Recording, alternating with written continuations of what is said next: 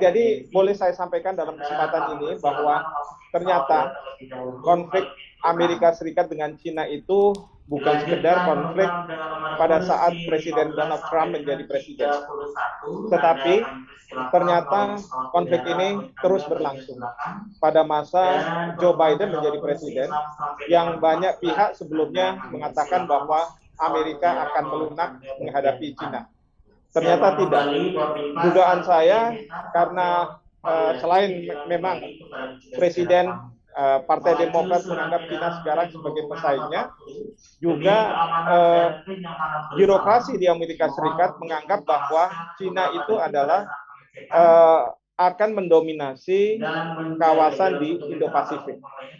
Kalau saya katakan mendominasi ini ada tiga hal. Yang pertama adalah mendominasi barang-barang produk asal Cina, baik yang barang-barang kelontong mungkin, mulai dari pakaian dalam, pakaian, sampai dengan teknologi. Itu akan masuk ke berbagai negara di Indo-Pasifik.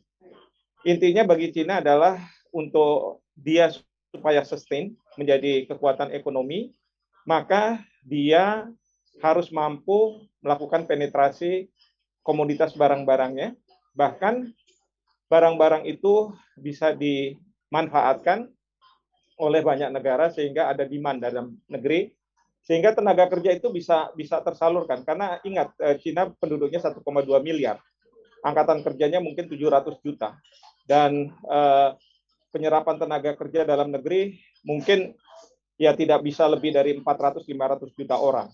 Jadi mereka butuh tempat-tempat lain supaya bisa menyerap tenaga kerja mereka. Itu yang satu. Yang nomor dua adalah dengan kemajuan ekonomi Cina, saya rasa Cina surplus ya dari segi keuangan yang mereka punya finansial, sehingga perlu diputar. Di sini Cina belajar dari Amerika dan banyak negara yang sebelumnya negara maju untuk memanfaatkan instrumen uang, hutang, untuk kepentingan politik mereka. Itu yang kedua. Yang ketiga, untuk mensustain ini semua, tentu militer Cina harus dibangun. Ya, militer bukan tujuan utama, tapi militer itu harus dibangun sehingga mereka bisa tanda kutip mendominasi kawasan di Indo-Pasifik. Dan kita tahu bahwa Cina memang belakangan ini agresif, dan ketika berhadapan-hadapan dengan Amerika Serikat, mereka juga semakin agresif. Nah, sementara Amerika Serikat punya kepentingan adalah satu, freedom of navigation, itu tidak boleh didominasi oleh Cina, dan kedua Cina juga tidak boleh membuli negara-negara di kawasan Indo-Pasifik, Filipina, Vietnam, terutama yang punya territorial dispute dengan Cina ya.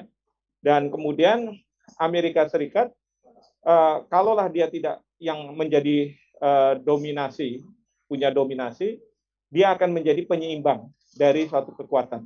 Masih kita ingat dalam Perang Dingin dia juga melakukan hal yang sama.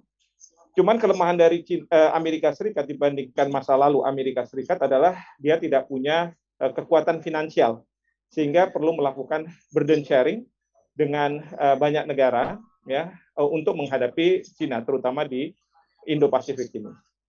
Nah, atas dasar itu sekarang kita lihat persaingan itu semakin ketat. Dan persaingan sekarang ini tidak hanya sekedar, kalau dulu itu Amerika Serikat kerap memanfaatkan para pemberontak atau mereka-mereka yang menjadi oposisi terhadap pemerintahan yang sah untuk menurunkan pemerintahan yang sah. Sekarang udah tidak lagi.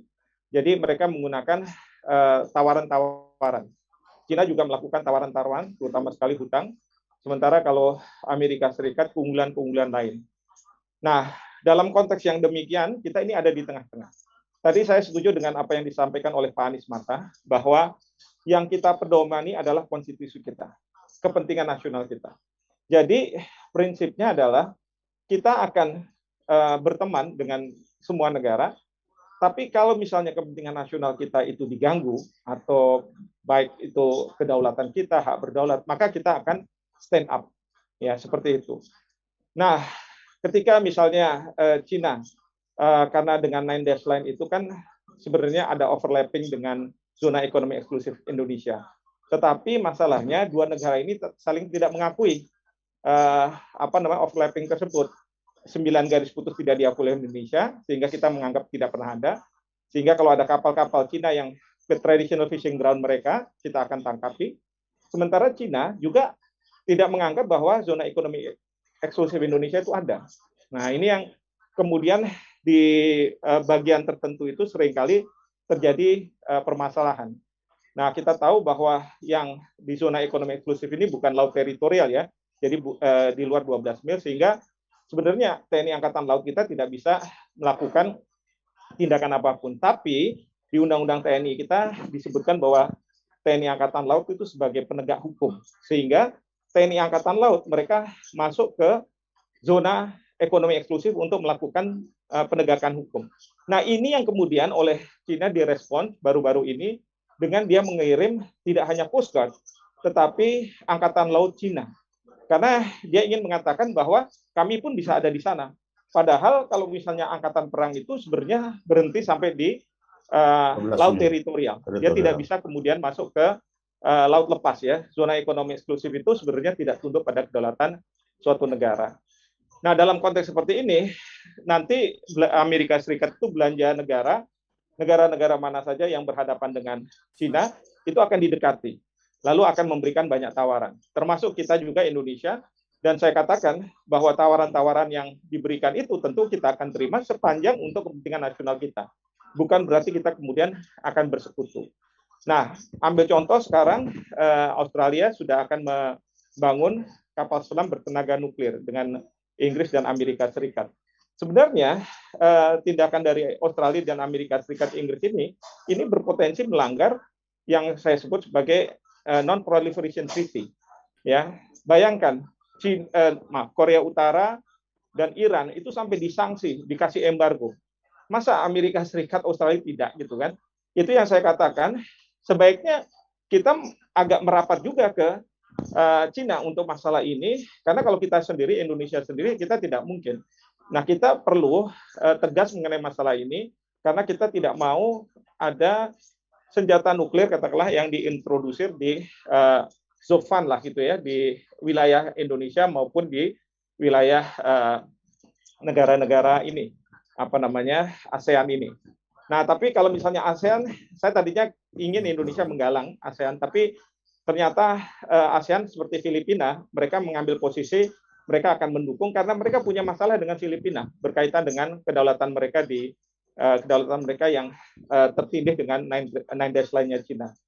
Nah, jadi ini situasi yang sekarang ini, sekali lagi Indonesia kita tentu harus mengambil sikap ya, sepanjang misalnya kita anggap bahwa Amerika Serikat dan kemudian Australia sekutunya lah Inggris itu salah, ya kita harus keras salah, dan kita akan berpihak katakanlah ke Cina atau ke Perancis bahkan, supaya mereka nanti berpikir ulang. Kalau misalnya Indonesia sampai sempat jatuh ke Cina, Amerika Serikat akan khawatir. Saya berharap bahwa dengan demikian rencana membangun kapal selam bertenaga nuklir ini tidak diteruskan, meskipun Australia mengatakan bahwa ya kita akan bangun kapal itu, tapi kan nggak membawa senjata nuklir. Saya ingat kamikaze itu juga seperti itu. Mereka sebenarnya pesawat udara mereka jadikan alat untuk untuk menyerang kapal-kapal induk waktu itu. Setelah kapal pesawat udaranya itu tidak punya amunisi ya, jadi dia menggunakan pesawat itu sendiri untuk menyerang. Nah, jadi itu yang perlu kita perhatikan menurut saya. Saya akan stop dulu sampai di situ karena saya harus terbang ini. Mohon maaf Bapak Ibu sekalian. Kurang lebihnya saya mohon maaf. Assalamualaikum warahmatullahi wabarakatuh. Waalaikumsalam. Selamat jalan, Prof.